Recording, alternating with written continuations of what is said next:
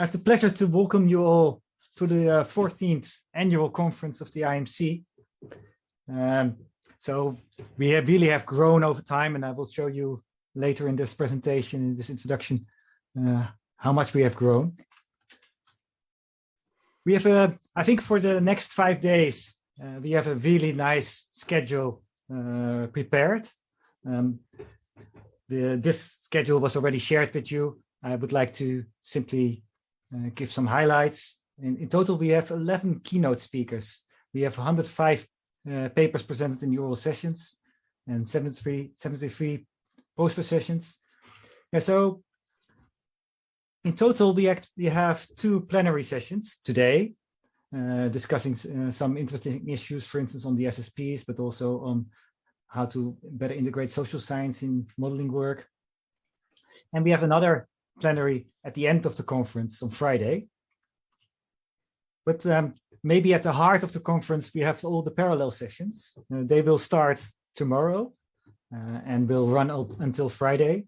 And as I indicated, we have 105 new papers presented in those parallel sessions. I think that will be exciting to follow. And then we also have the poster sessions. They are at the beginning and at the end of several days. And there we present 73 posters. And today we actually will end with a discussion of the scientific working groups on the different topics, on scenarios, on diagnostics, on finance. By the end of the day, we also have the network sessions. We also have 4 awards that will be given during this conference. And we have the network sessions. Now, this schedule might look quite complicated. You actually have the option in KikoChat to make your own program with your favorite sessions and indicate all the sessions, presentations you would like to follow.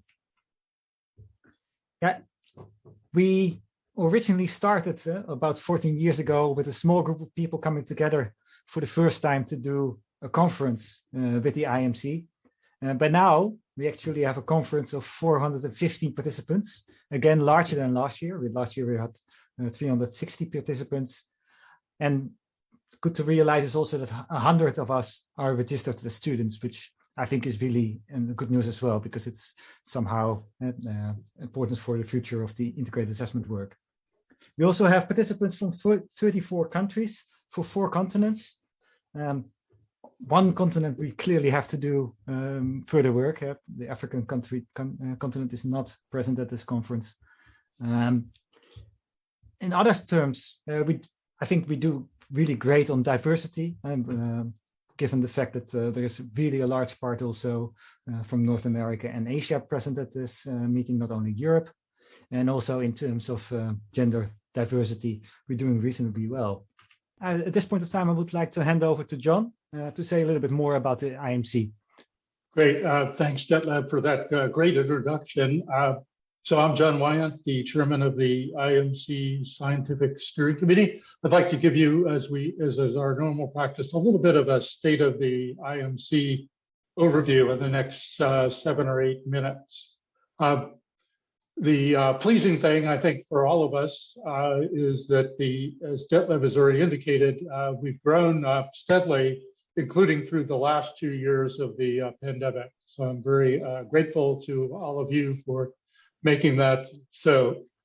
I'll start with the kind of a playback of the original aims of the IMC, which is in the Constitution that's been created over the years, starting 14 years ago. The aims of the IMC are to provide a place where people working on integrated assessment modeling can come together, interact with each other, learn from each other, improve their individual tools and the state of the art, often through diagnostics and coordinated studies, including model and comparison studies. The IMC also exists to facilitate and coordinate IM research with the climate modeling and impacts, adaptation, and vulnerability research communities.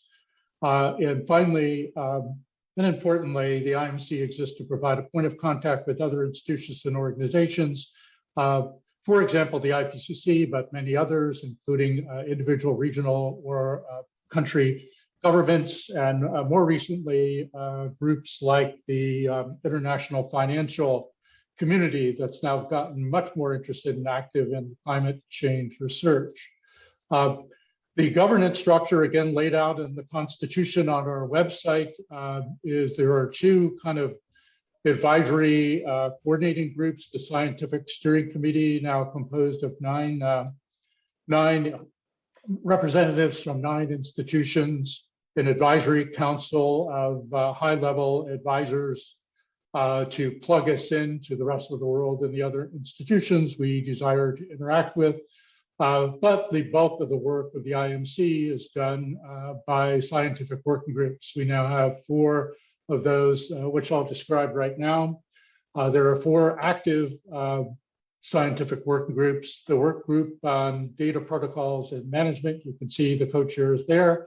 The work group on evaluation and diagnostics, the work group on scenarios, and the work group on climate-related financial risk, a newer one that I just mentioned.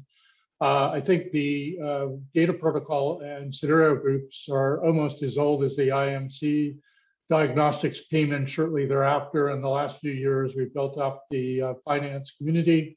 If you want to know more about the work of the scientific working groups, we have individual sessions in sequence put on today, later on today, and then a summary in a plenary at the end of what was talked about and what was decided in the individual breakouts for the scientific working groups. On progress since last year, we now have 2 new IMC Advisory Council members. Many of you know these senior, very high-level individuals: Stefan Holliget, Senior Climate Advisor at the World Bank, and Makiko Kainuma, one of the founders of the IMC, a Senior Research Advisor at the Institute for Global Environmental Strategies, longtime lead person at the National Institute of Environmental Studies in Japan. We have 2 new scientific steering committee members, in addition to the 7 we had before, 6 initial ones.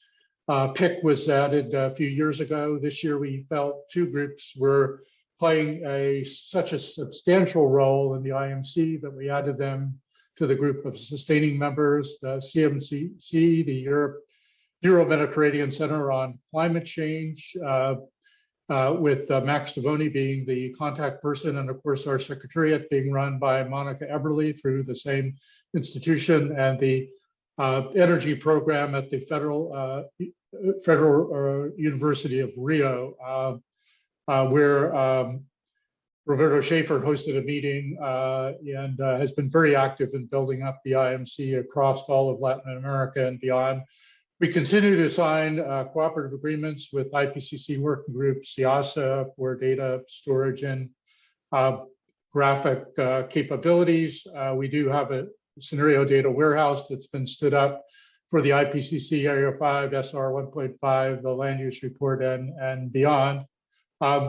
This year, we're going to add to our initial 3 awards, the Lifetime Achievement Award and the Extraordinary Contribution to the Field Award and the Best Poster Award, a new category, and that is an award for early career researchers.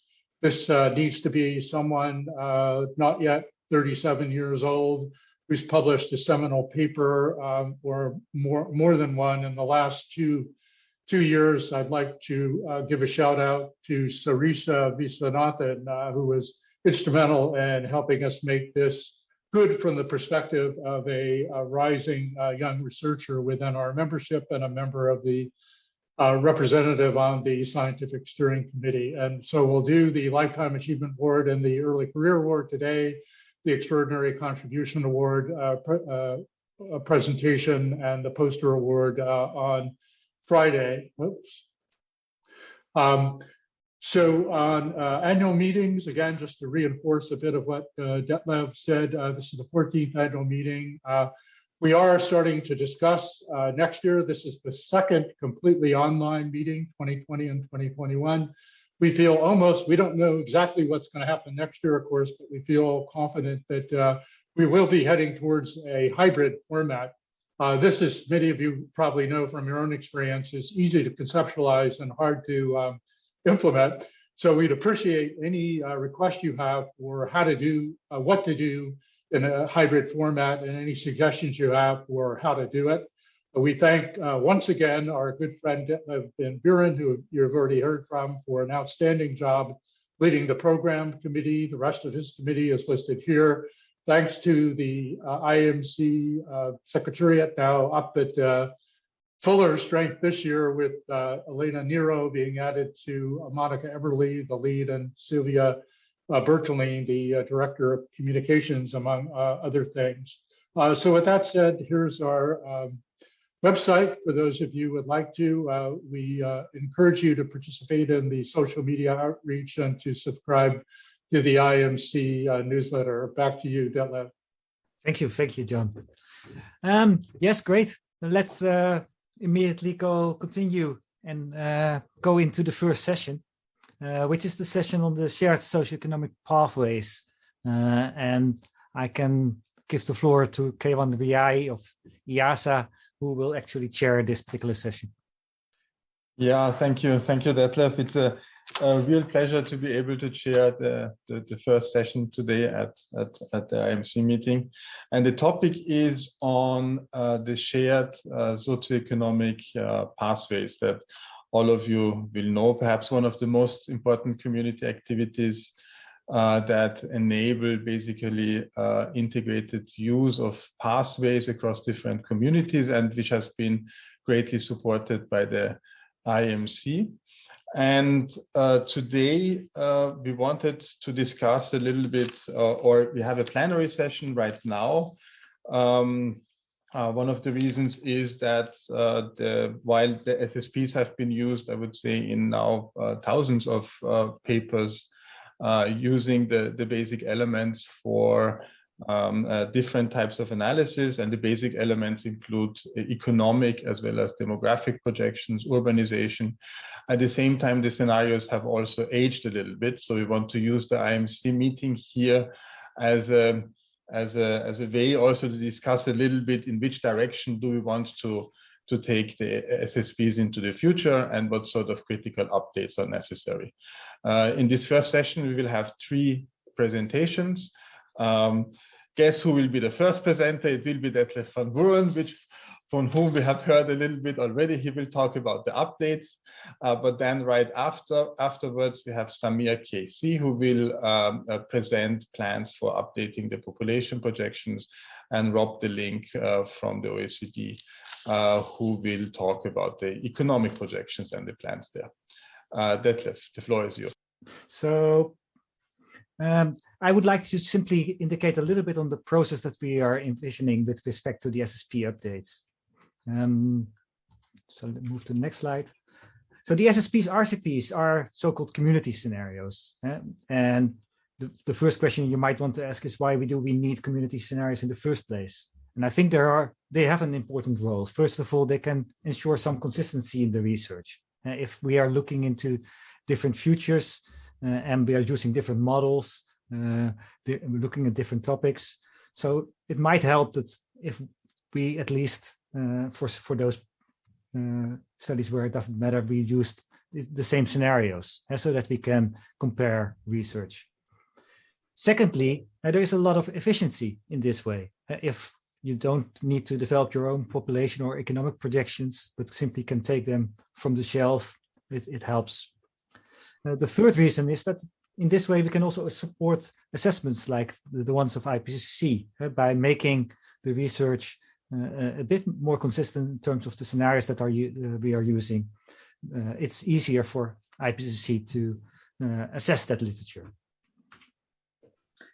This is actually the timeline that was associated with developing the SSPs.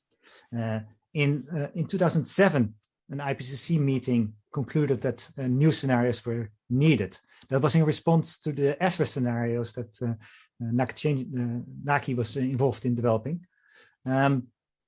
And so actually the IMC was created in response to that call in developing scenarios. And by 2011, we published the first set of scenarios called the representative concentration pathways.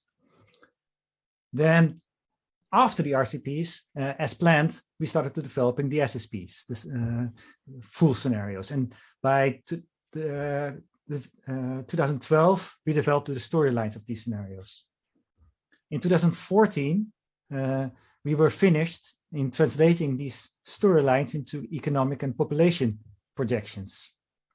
And by 2017, this information was given to IAM teams that had published energy and land and emission projections, which were finally used, and the SSPs, heavily in the IPC assessment of 2021 and 2022. But we're talking about a process that has taken us 10 years.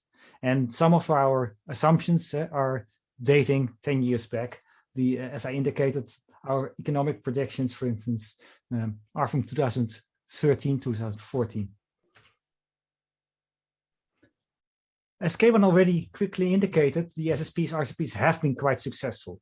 There's a paper last year from Brian O'Neill, and that was indicating that by that time, about 1,400 publications were published which were using the SSPs.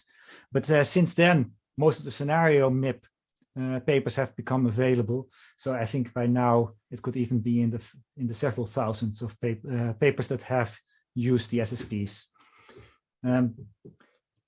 The graph on the right actually is from the Brian O'Neill paper, and there we are emphasizing which of the scenarios are used most. And you can actually see that the color indicates the darkness of the color indicates which scenarios are most used. It's not equally, and you can see that some of the scenarios are more often used than others. What is also interesting to see is that the SSPs went way beyond the original target audience, where they were developed originally as climate scenarios. They are used in the IPBES, the biodiversity assessment. They're used in GLO. They're used in the global land outlook. They're used in the nitrogen assessment. Many local assessments have used them, and I think that is an important role, and it's very good. It means that we can also now partly compare work across IPBES and the IPC.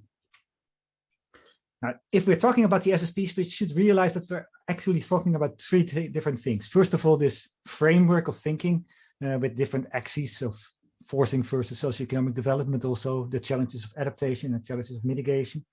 We're talking about the narratives that we have developed, the 5 different futures, but also the quantitative elaborations. I come back to that in a sec. What I wanted to show is how well are we doing with these scenarios. This is the historical emissions for CO2 over time. And I've indicated the 4 different moments that we have developed community scenarios, the IAS 90 scenarios, the ESRA scenarios, the RCPs, and the SSPs. And there's a paper by Pedersen et al. That have plotted all the projections that were made by these different exercises. And I can, for instance, highlight the SRS ones. Those are the columns that are indicated there. And each of these columns indicate the full range of the projections. And so in this case, after 10 years, 20 years, and 30 years. And then the little lines, horizontal lines, indicate the individual projections. What I wanted to show is that in general, the historical emissions track almost in the middle of our projections that were made. And so apparently our community is quite well able to make projections that are consistent with possible developments of the future. They don't have to be, of course, following these scenarios. The scenarios are not necessarily predictions, but apparently our projections are not doing really, really bad. But there is a paper, for instance, now commenting on the SRS, on the SSPs, saying that maybe there is a structural change. So this is a paper by Zeke Hauswater and Clem Peters, indicating that maybe structural changes by now in terms of renewables have made RCP 8.5 unlikely. We also know that, for instance, on specific variables, there are some problems. The income growth in Africa, for instance, in the SSPs, historically is really different from what is projected. So we want to update, but there are some things that we need to remind ourselves. So first of all, it's important to update, but because these are community scenarios, you can't do that really quickly because people have to follow. And our scenarios also play a role, for instance, in the climate modeling, which is only done every 7 years or so. The whole cycle with the IPCC takes time. And so clearly we cannot revise the scenario every single year. And somehow we have to find a balance between stability of community scenarios, but at the same time keeping them relevant. That means that we might have four levels of ambition in these updates. First of all, the base year data. If we know the past, we could see whether, if we know 2020 values, whether we want to update some of those base years to make our projections more consistent with history. But secondly, we might want to update the projections that we have made for GDP and for main demographics and main drivers, simply because we know that the future might be different from the past. It might be that the COVID situation has influenced some of our economic projections that should be indicated. Thirdly, we might want to consider updating the narratives and projections in some cases.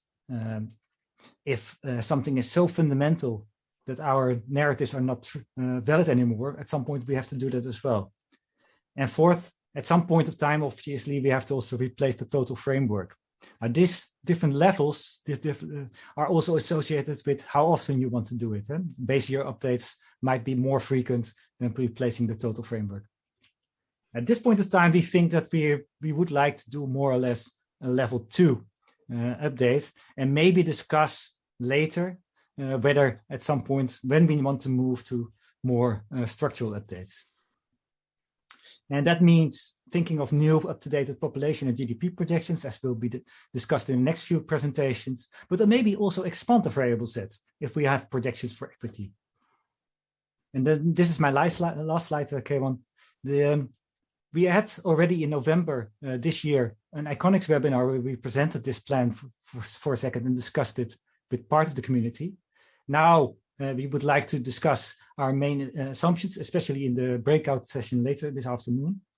Then until May 2022, we would like to ask some the groups that are presenting now to work on this update of population and economic projections and present that at the scenario forum this next summer at the IIASA, and then finalize that in the summer of 2022. This is what I wanted to share, and I quickly would like to give the floor to the next speakers. Thanks.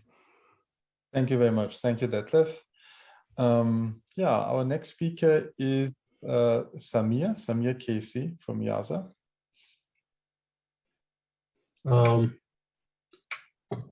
Thank you very much for this opportunity. This is my first IME meeting. So I am representing my colleagues at IIASA and Wittgenstein Center and also at Shanghai University, responsible for generating the SSPs, the population part of the SSPs.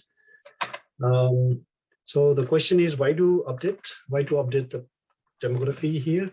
I give you some example. Like 3 or 4 days ago, there was a report from India saying that finding that the total fertility rate, which is children per woman, has declined below the replacement level of 2.1 children per woman.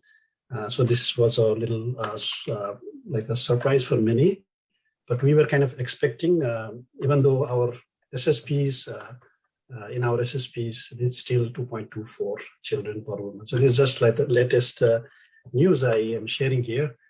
That's impacting our fertility assumptions, because if the baseline, we start with the baseline and go into the future. So we need to do something about this. But there are lots of other countries where such things is happening, that the fertility rate is either not declining as much as we are expecting, or it's declining faster. And then we have the migration assumptions. You know, we have the example of Syrian crisis and currently COVID impacting the migration flows in different countries.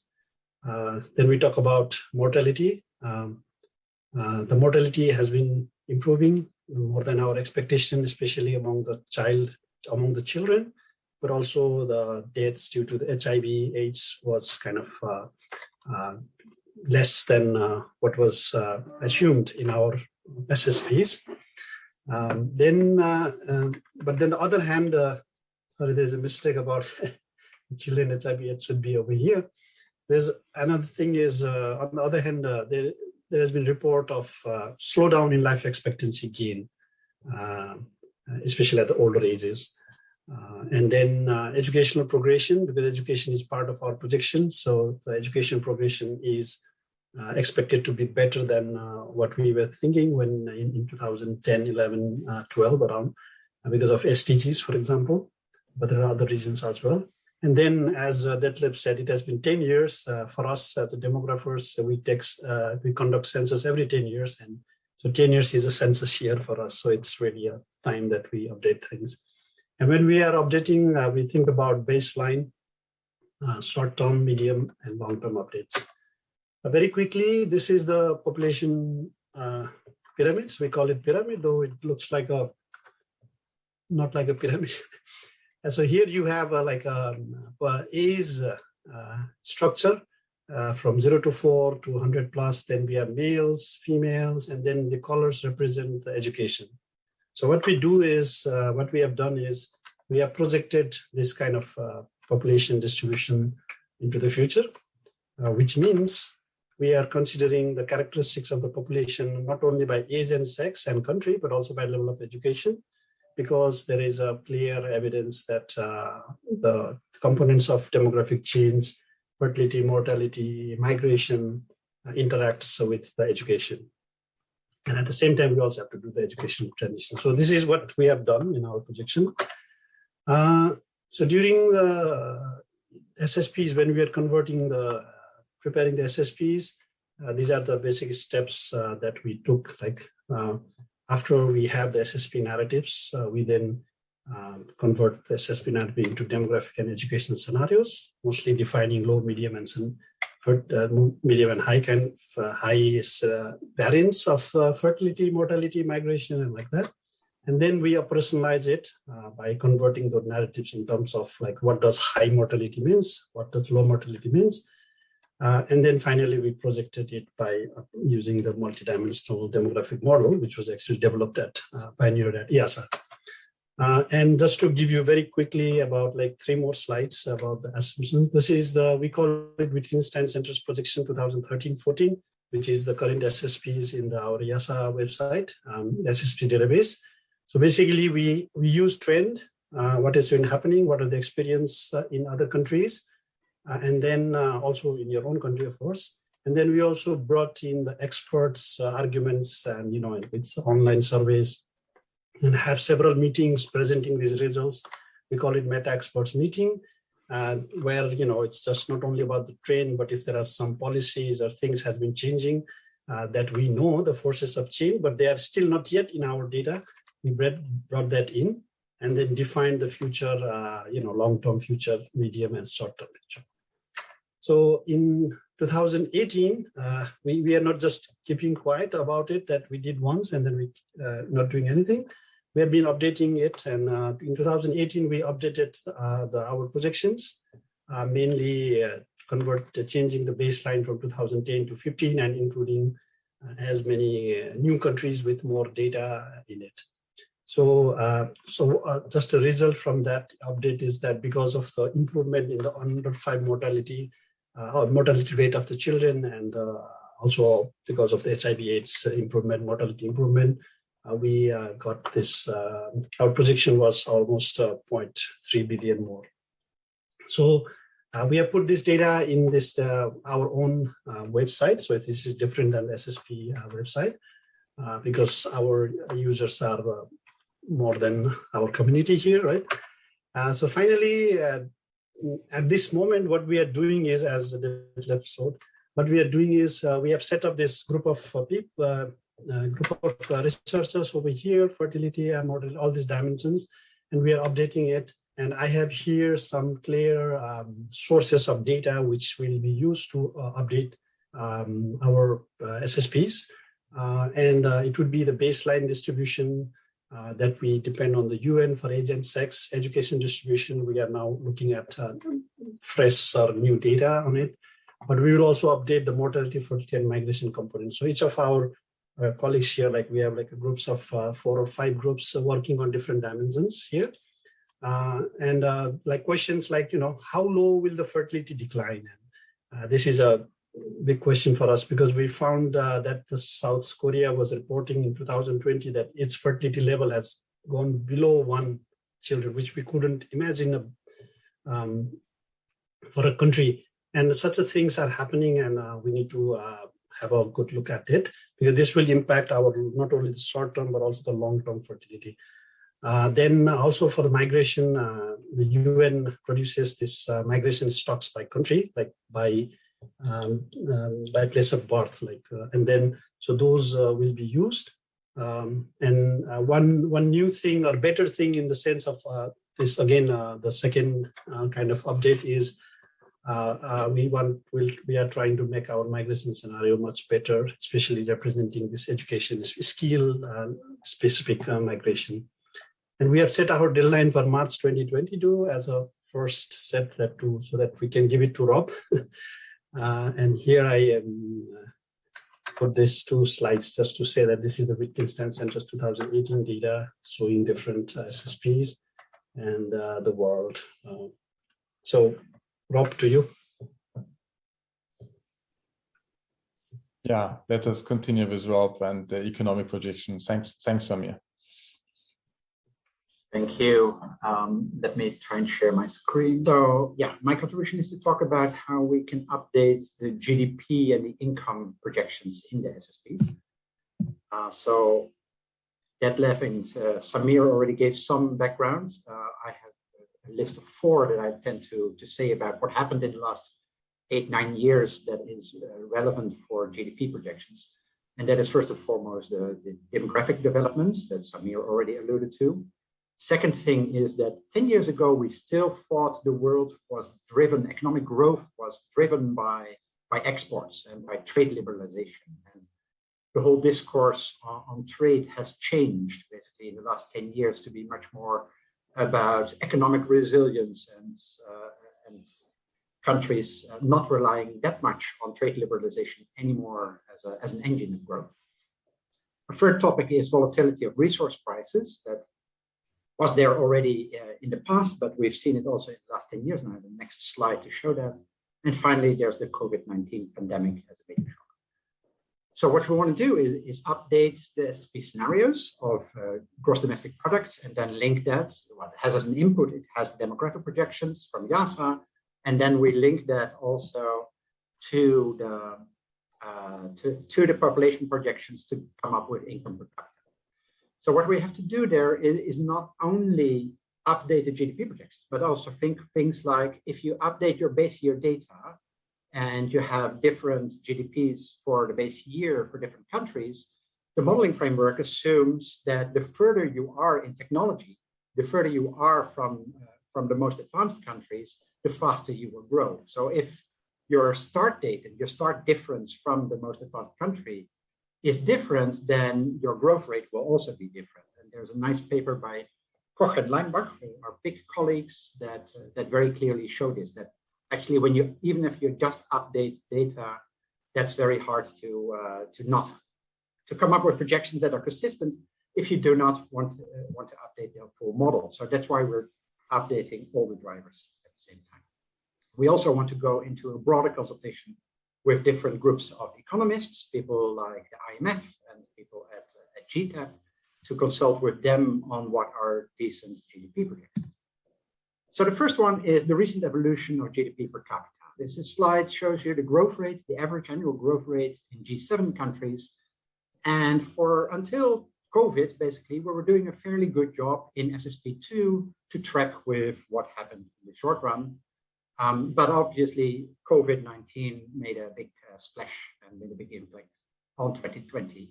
But still, that's in terms of growth rates, that's probably a temporary shock. We don't know yet how temporary, how long this will last, but it doesn't look that much as an issue. But if you look at sub-Saharan Africa, we did our analysis in 2013 and all looked fine. And then in 2016, actually, there was a big commodity price crisis. And commodity prices basically collapsed, which meant that overall the growth rate in Africa, sub-Saharan Africa, was around 1%, with a population growth of 2%, meaning that the GDP per capita declined in 2016. They recovered after that a bit, but it shows the volatility of resources, and it also shows how sensitive African economies are to these resources. So clearly, we need to start from a different basis for African countries compared to what we did in 2013. The second example is the effects of the COVID pandemic. This is the global analysis that we did in the OECD. So at the global level, the growth rates look very similar to what I showed in the previous graph for the G7 countries. There's a big decline in 2020. There's a kind of automatic rebound effect just because the scale of your economy is smaller in 2020. Therefore, you get a quicker growth rate, a higher growth rate in 2021. But there's also some rebound effects in especially China and the USA. But what it means for levels of GDP is actually that there might be a permanent effect. So even if the growth rates go back to the original, you might have a permanent effect on your levels of GDP. So this is clear that we need to take this into account when we make our updated projections. Then the third element we need to consider is, are we still as optimistic or pessimistic about growth in the long run as we were 10 years ago? So here, what I did, so we haven't done the analysis yet on our economics, but what I do here is look at how our economics department's colleagues at the OECD, what their projections were 10 years ago and now. And what you see is that we were already 10 years ago, we were less optimistic than our economics in SSP2, sorry. We were less optimistic than our economics colleagues, but the latest economics outlook is actually very much in line with what we had in SSP2 in terms of growth of the USA. But for China, we were again less optimistic than the economic department, but I think the consensus now is that the whole boom in China is gradually phasing out, and therefore probably China might not grow as fast in the future as we had anticipated 10 years ago. So those are just examples of why we need to do this and why we need to do an update. And what we want to do is we want to do this together with a bigger group of people. So I want to end just simply by saying, if you do economic forecasts related to the GDP forecast on the SSPs, by all means, shoot us an email if you want to be part of a group that wants to discuss SSP updates. But we probably can also discuss that in the scenarios group later. Thank you. Yeah, thank you very much, Rob, and also thank you to all three presenters. And with this, let me perhaps pass on to John for the next plenary sessions. Thank you very much. Thanks, Keywan. That was a great session. It's amazing to see what's gone on in the world of global scenarios the last 10 years or so. Now for some fun, brief interlude. So right now we're going to, as mentioned previously, present two awards to the awardees, a Lifetime Achievement Award and an Early Career Award. Detlef and VUUREN will help me with the Early Career Award. And on Friday, we'll do the Extraordinary Contribution to the Field Award and the Poster Award, because we haven't actually seen the posters yet. So we'll do that one then. So let me start out. Probably the most fun thing in my job, we're going to make our fourth Lifetime Achievement Award. For those of you who don't know, the Lifetime Achievement Award is given for exceptional lifetime achievement in integrated assessment modeling, and those who've devoted themselves productively and persistently to enriching our endowment of knowledge, blah, blah, blah. The award is for a consistent, lifelong, high level of contribution to the integrated assessment modeling and the community writ large. And it thus is not for individual contributions. And as you'll see with this award, this year's award winner, this person has made many contributions in many individual projects. Let me say one thing before the big reveal, that is we decided to only let the awardee make a brief acceptance speech, and we will schedule sometime before or at the latest next year's annual meeting a kind of formal acceptance award, kind of like the Nobel Prize awards, where you have some time to collect your thoughts. And since we now understand, Detlef and I, 50 minutes ago, that our awardee this year, just to give it away a little bit, is going to leave us for a high-level meeting, scientific meeting in Brussels in 10 minutes.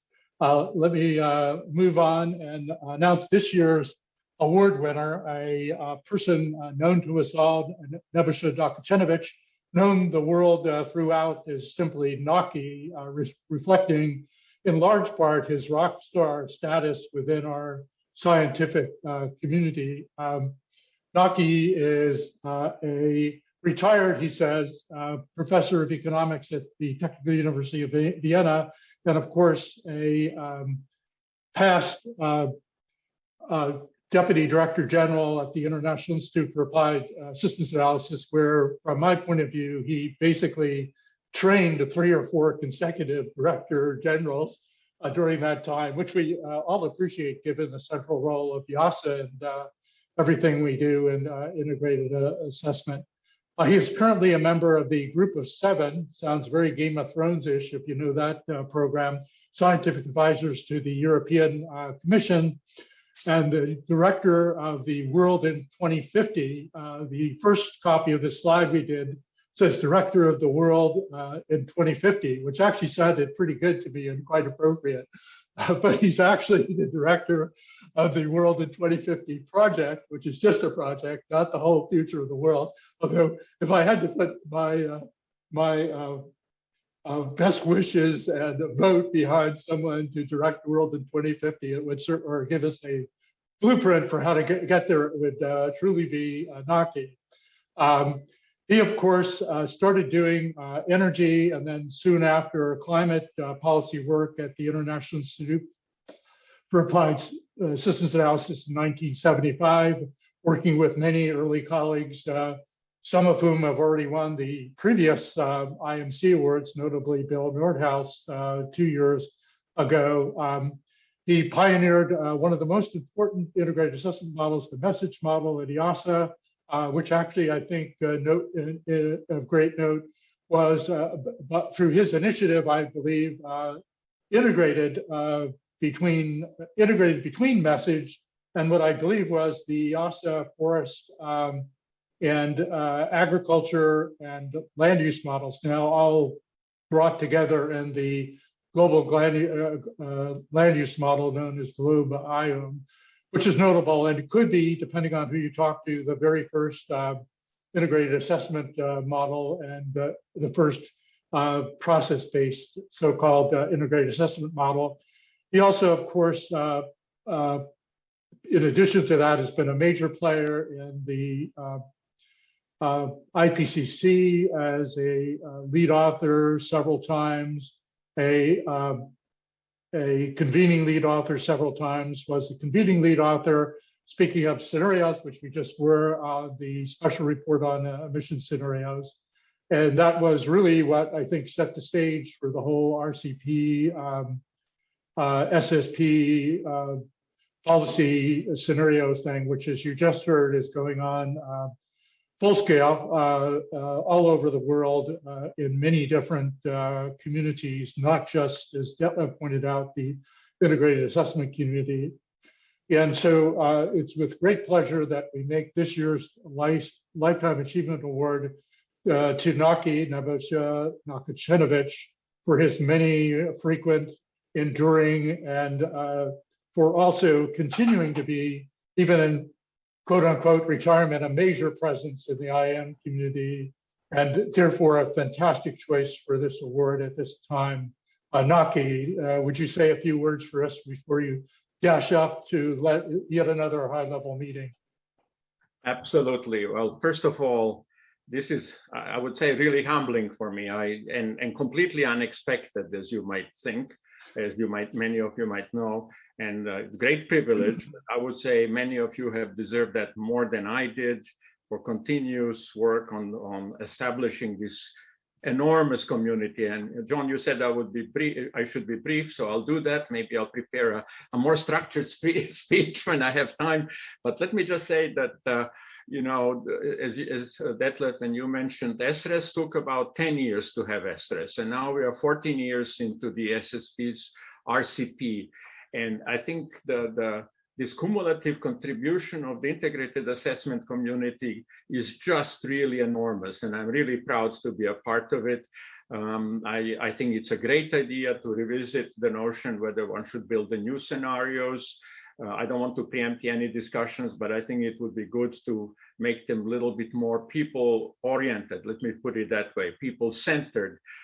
Because I think we are embarking on the very, very big challenge ahead of us. And I think scenarios at Pathways are the only way to do it and to provide input to the big decisions ahead for the world community. But I think that, you know, the IAMC has made an enormous difference. I actually didn't even dream back in 2006, 2007, when some of us were talking about establishing such a network, and Detlef has shown at the beginning, both to advance the science, to develop the pathways, but I would say at least equally importantly, and perhaps even more importantly, to build a community. And it's unbelievable that there are 400 participants now. As I look, 230 right now, live in the plenary session, almost 200 papers and posters for the event. So it's enormous how it has grown. Maybe my last comment was back 14 years ago, I felt a little bit jealous of our colleagues in the climate modeling community because they did have a network. And at least for me, this was important to establish one for the integrated assessment community. But I'm certainly not jealous anymore. I think we can be all really proud of what has been achieved. And I think great future ahead. As you said, you know, the world in 2050, I don't know whether I'll be around in world in 2050, but I hope we can make it much, much better before. And I think the integrated scenarios have a huge role to play in making that achievement. So John, you asked me to be short. There's so many other things to say, but I think I will stop here. Thank you very much for this real surprise. You know, originally I was asked to participate in the meeting at 3 o'clock, so I moved my meeting to 1:30, but I thought the discussion on scenarios was moved to 1:30. This is a real surprise, and thank you very much. Great, thanks, Naki. All I can think of to say is hoorah, you know that term, right on you. Thanks so much for all you do and continue to do for the integrated assessment community. And now after your meeting, I would like to get back to the second award, which is this new one. I could figure out how to get back to my slides. So there's Naki. And at this point, we're going to do the Young Researchers Award. And Detlef van VUUREN, for reasons that'll become obvious, is offered to make this award presentation. So Detlef, are you ready? Yeah, I'm ready. And maybe you can, I think you can already move to the next slide indeed. Yeah, great. I'm muted, yeah. So by now it's revealed, okay. Okay. So also the second award that we give today is to David Leclerc. David, great that you're on stage now. We had to do the same trick as with Naki to make sure that you were online. So I announced that with the scenario session, there might be questions about biodiversity, so that it would be really important that you were online. Yeah, it's really great that this, for the first time, we're going to give the Early Career Award. I think it's an important new award for the IMC. And we want to emphasize new important contributions to the community done by people that are still relatively early in their career. In contrast to the other awards, here we want to couple it especially also to publications. And in this case, you were nominated for the publication Bending the Curve, which I think is quite important for our community. We have been really successful in scenario analysis for climate. and showing how we can achieve climate goals, and therefore also making it easier for policymakers to accept ambitious targets. Yeah, obviously that same type of research is also very important in other areas, among them biodiversity. And so you have coordinated an exercise where we collaborated with different integrated assessment teams and biodiversity modeling teams to do something like that and show pathways that could not only try to slow down biodiversity loss or maybe stabilize biodiversity, but the question was, can we even reverse the trend and see whether it's possible to return to biodiversity levels in the past? Yeah, and it was a really great effort. It was not only one integrated assessment team, but multiple looking into options, including diet change, high yield improvement, loss of reducing food loss. But not only IAM teams, you also included in that exercise different biodiversity teams and made it quite a complex effort. It therefore also took a bit of time, but in the end, we had a great publication that played a big role in advancing biodiversity research. So I think this award is absolutely well deserved to you, David. And maybe you can say some words as well. One thing that I would like to point out is that in the parallel session on land on December 2 at 1:45 to 2 UTC time, David will present this work as well. So people that didn't read the paper yet could be part of that presentation. David, over to you. Thank you very much, Detlef. I really feel very honored for this award. I still also feel extremely lucky, to be honest. I've been put on the driving seat of this mammoth endeavor of multiple modeling teams coordinated to work at biodiversity curve bending after some other curves have been worked at in the IAMC community in particular. And I also feel extremely grateful to a large number of persons that I would like to take the time to mention.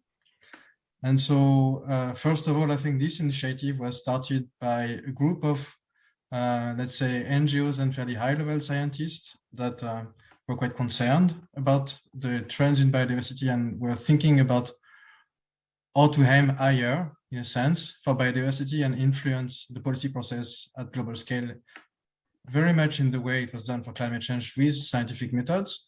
And so it was, among others, steered by some people from WWF Netherlands and WWF UK, but also some people in the scientific community, including Georgina Mays, Andy Purvis, Detlef, Van VUUREN, and also Michael Besteiner.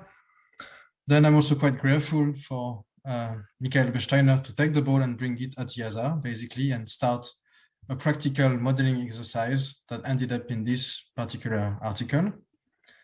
And this particular work actually could not have been done without pioneering work from other people before that. So I think I can here mention the work from Detlef and PBL around biodiversity and, for example, the road to Rio +20 in 2012. But beyond that, there is a task force that is kind of steered by the IPBES on using models and scenarios that has done a great work in that respect, and in particular on the linkage between land use and biodiversity models. I also have to thank my supervisor, Peter Havlik, who was very keen on giving the time I required to get this mammoth exercise through and supporting the process all the way through.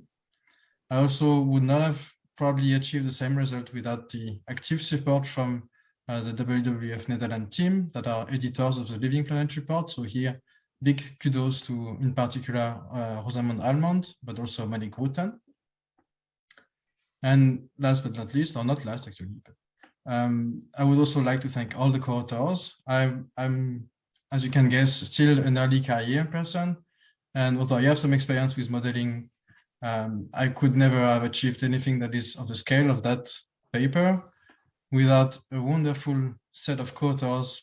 So basically 16 modeling teams on the land use side and biodiversity side, but also very senior people able to really kind of nail down really the high level messaging and framing of the paper so that it still remains today an influential paper in the development of the next biodiversity agreement at global scale. And last but not least, my family, my wife was very supportive in dealing with all the overtime that entailed for me. So yeah, more to come, lots of work to be done in better linking the climate and biodiversity agenda, also the equity and justice, because there won't be any ambitious transformation for the SDGs in general without a proper consideration of these particular questions. So lots of work to be done in addition. Thank you very much. Great. Congratulations, David, as the counter of votes on this. I should have pointed out that there were many nominations, 7 semifinalists, 3 finalists, and David won the award. However, the committee did feel strongly that there were other great contributions. We really looked for both innovativeness and potential impact as the main criteria. So we did decide, in addition to David's award, to award a honorable mention award to Kaj Ivar van der Wiels, who put together a paper on the optimality of 2 degrees C targets in the face of uncertainty. Interestingly, a work that he developed his own meta model, which I understand is in his dissertation, which is capable of analyzing all the uncertainties in the causal change of climate change from emissions to impacts and what the effect of these uncertainties have on optimal climate response strategies. I would say, if you think back to the National Academy's review of the IPCC between the 4th and 5th assessment, there were many administrative and bureaucratic improvements suggested. And I think one big substantive thing is the community, all the communities involved in the IPCC needed to do a better job characterizing uncertainties and communicating them to the decision makers. And I think this paper is, we have improved in that area, but slowly this particular paper is one further important step along that pathway. So I don't know if Kaj is on. Is he on? If you could say a few words. Yes, there he is. Great. Congratulations. Yeah. Thank you very much. to be honest, I am very, very surprised to be here. As you say, early career researcher. I'm really at just the very beginning of the career, but yeah, I'm a bit surprised. Thanks a lot for this this mention.